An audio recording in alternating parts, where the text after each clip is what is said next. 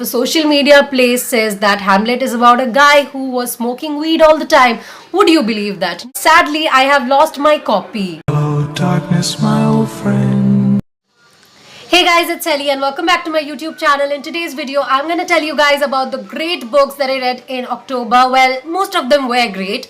And also make sure that you're subscribed to my channel and you hit the notification bell on so that you never miss another update whenever I post. I post thrice a week. So yeah, there's good content coming up for you guys.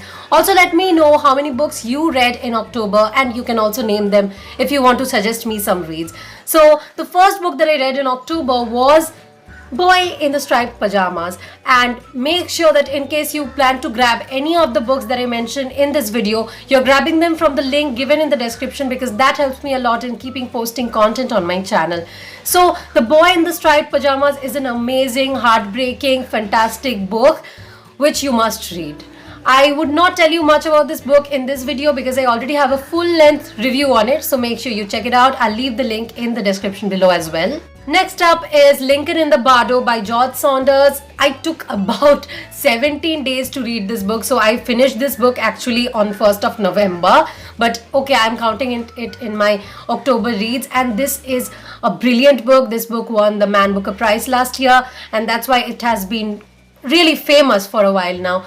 But I'll say that this book is not meant for everyone. It's very draggy and it might be very upsetting for some of you that you will be reading for so long without really understanding a lot of it or without really enjoying most parts of it, because it's not meant to be enjoyable. It's meant to be heartbreaking, and not heartbreaking in a way that you'll still enjoy if you get what I mean. But it's about Lincoln and his son. His son Willie dies and he's trapped in the Bardo. I had no idea what a Bardo is before I read this book, but even after I read this book, I do have my own confusions. I do have my own concerns about this book because it's tremendously long and elaborate. There are 166 characters I've read somewhere, which is crazy.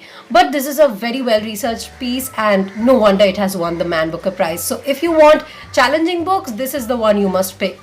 The next book that I read was The Tiger King, and I just put up a review of this book on my channel, so make sure you check it out. But I did like it. I got a lot of requests to review this book the moment I had talked about it on my channel, and I think it was like the second time when a sponsored book was actually requested for reviews. So yes, I really liked it and I highly recommended it to you guys if you want to read something special. If you're a beginner or a medium level reader, you may love this book, and even if you're an advanced reader and you want a light read, this is the one you should be picking up. The next book that I picked up was The Night of Happiness by Tabish Khair. I had actually started reading this book like a few months ago when I just got this review copy. I got this as a review copy, but there was no obligation to review within a certain time frame.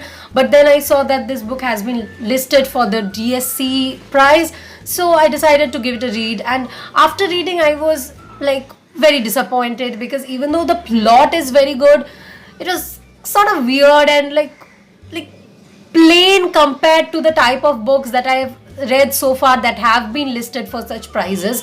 So yeah, the plot is very good. But everything else pretty much was not up to the mark. Next book that I read was Inkredia by Sarang Mahajan. This book is unique because it is the first Indian fantasy as far as I know, and that is why a lot of people have been reading it. This book was everywhere in my feed, and yeah, I also gave away 3 copies of this book on Instagram. So in case you are not following me on Instagram, please do, because I do have some giveaways lined up. But yeah, I have to say that if you're tired of reading fantasies written by international authors, this one is a perfect read for you. If you want an in-depth analysis and review of this book, make sure you check out the review that I already have on my channel. Next book that I read was A Quiver Full of Arrows for the Jeffrey Archer Readathon. I like this book. This is a collection of short stories. I had planned to read Cain and Abel, but I saw that if I want to read at least one book, I think picking up a thinner book would have been better for me, because I'm pretty sure I would not have been able to finish Cain and Abel within 15 days. So yeah, that's the reason why I picked this book up. And this is a collection of some great short stories. Jeffrey Archer is one of the short story writers that I adore, short story being my favorite genre, and if you want to pick up a short story book by him, this is what you must pick up. But there are several other great books by Jeffrey Archer which you may check out. I'll leave them in the description below. The next book that I read, or rather listened to, was Amityville Horror by Jay Anson on Storytel app. In case you haven't seen my previous videos already, I'll just remind you that I have a campaign going on with Storytel wherein you will get a 30-day free trial in case you want to, using my link, that is storytel.in/helly, which is in the description below as well, and you will be getting free access to all the audiobooks that they have on their platform for 30 days, after which it is just $2.99 per month, which is very affordable. The plot of this book is basic, like it's the same old plot. A family goes to a strange place where strange things happen. This is the plot of every horror movie and horror story ever. But still, I loved this book because the narration was good. It was very spooky in its atmosphere and writing style. So I will recommend you guys to read this book if you want to. Another book that I've read on the Storytel app lately is We Have Always Lived in the Castle by Shirley Jackson. Shirley Jackson's The Haunting of Hill House, I think. That book has become really famous now because of the Netflix series. Guys, why don't you read the book first? Anyway, so that's the reason why I decided to pick a different book by Shirley Jackson, which not everyone was reading, because if you read what everyone is reading, you'll only think what everyone else is thinking. I loved We Have Always Lived in the Castle. It's a story about two very weird sisters and an uncle who are alive. Their whole family died in an event a few years ago. I think a few years ago was it? I am sort of forgetting the details here. But the thing is, the aura of the book was so spooky. It was so scary that I could not get it out of my mind for a few days after. It was worth a read, and especially because the audiobook was narrated even better than Amityville Horror.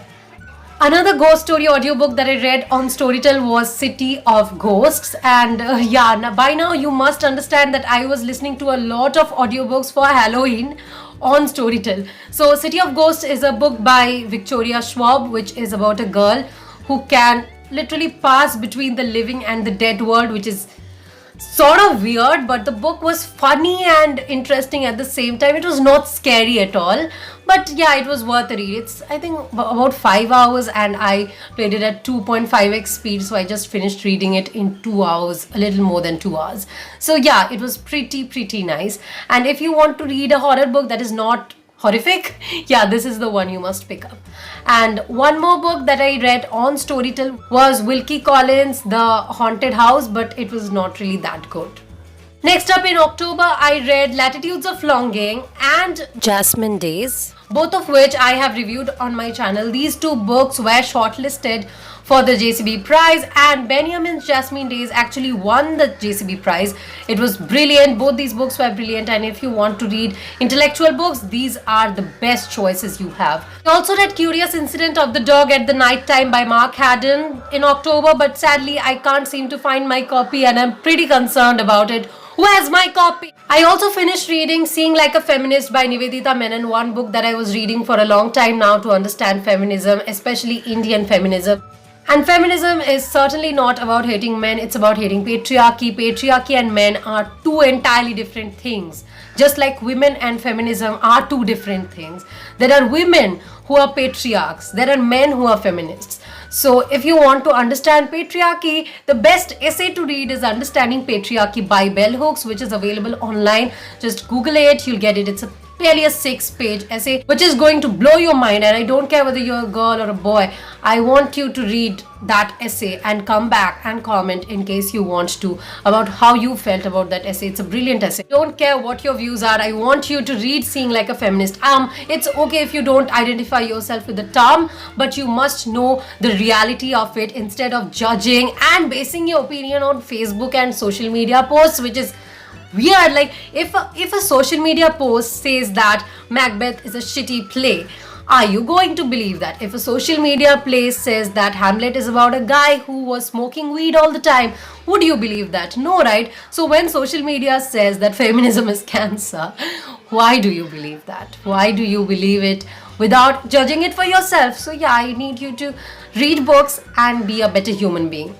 I also read Fisher Queen's Dynasty, which is a story about Satyavati, who was like the woman for whom Mahabharata began in a way, but yeah, nobody just gives her that much importance. First thing, if Bhishma had not stepped down and Satyavati had not married Shantanu, the line of Kauravas and Pandavas only would not have come. So yeah, that's the importance of Satyavati. This book becomes pretty average after the first part, but the first part is really splendid, and Satyavati's mentality has been shown brilliantly. That's why I think if you like mythology, you may give this a read. But I think this is the last mythology that I have read in October, and that was in the first week of October. I was so overdosed with mythology, I took a break from it. I think I will be reading Kalki book 2 soon, which will be my return to mythology in November. I also read The Good Earth by Paul Buck. This book was recommended to me by my grandfather, which is about the life of some people living in China, and their culture is very different from ours. It is a very unique and different book. So I read this book on the Storytel app, and although my grandfather absolutely loved this book, I did not absolutely love it. There are reasons why. I would not really recommend this book to many of you unless you like reading Nobel Prize winning books, because it's typically a bit boring and sometimes it does get a bit patriarchal, which I don't enjoy, but then I can't judge it because that's the kind of society they were living in right then. So I had sort of mixed views about that book. And the last book that I read in October was 5 Second Rule by Mel Robbins, and it was brilliant. And in case you want to pick up a good non-fiction book, please do. 5 Second Rule is brilliant. It's basically a rule which will motivate you to become more productive and efficient in life, and that is basically something we all want. Yeah guys, these are the books that I read completely last month. There are a few books that I DNF'd, among which there's this book called Dance Dance Dance by Haruki Murakami. I will be finishing it soon, don't worry guys, I will be finishing it soon. I also DNF'd The Goat Thief by Perumal Murugan right here. I will be trying to read it once again. I also DNF'd Half the Night Is Gone by Amitabh Bagchi. A lot of you tell me that you loved this book, but I sort of DNF'd it. I mean, I gave up reading this book after 5 pages because it was just not pulling me in. I am trying to get back to reading it, but it seems impossible right now. So yeah, I hope you enjoyed this video, and if you did, make sure you give this video a big thumbs up. Make sure that you are subscribed to my channel.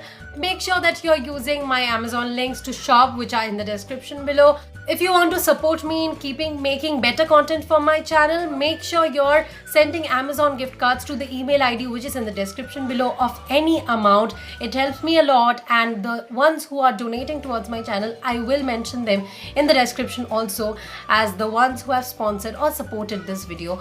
Okay, your support means a lot, so keep watching my channel. I'll see you guys with another video next week. Till then, bye bye.